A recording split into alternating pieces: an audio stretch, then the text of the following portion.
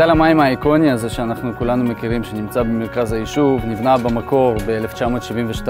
מגדל המים מספק מים לכל היישוב, ובזכותו אנחנו יודעים לספק מים כל הזמן באיכות טובה. במסגרת הסקר הססמי שעשינו למגדל המים, ראינו שיש לו נקודות חלשות מסוימות לאורך המבנה, והמבנה נדרש בחיזוק מסוים.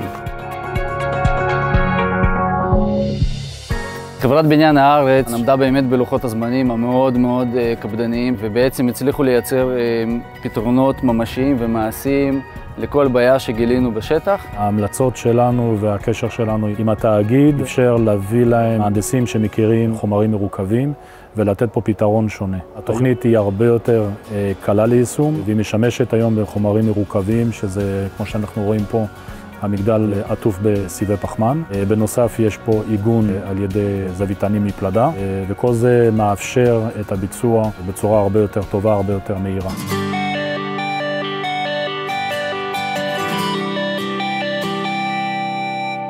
אנחנו עושים קרוב ל-95% מהעבודה בלי השבתה של המגדל. בחרנו את השיטה הזאת, שזה מינימום בעצם הפרעה, ככל האפשר שהם ימשיכו לתפקד גם בזמן החיזוק.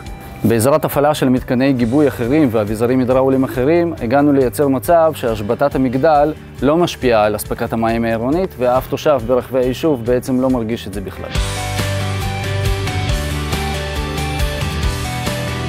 כמנכ"ל תאגיד המים וכמהנדס התאגיד אני שמח וגאה לסיים פרויקט נוסף ואחרון בסדרה ארוכה מאוד של פרויקטים, בהם חיזקנו, ביססנו ושדרגנו את כל מתקני תאגיד המים, שכוללים גם מתקני הגברת לחץ וסילוק ביוב, ובעצם על ידי כך אנחנו מגבירים את האיתנות והרציפות התפקודית של התאגיד גם בשגרה וגם בחירום.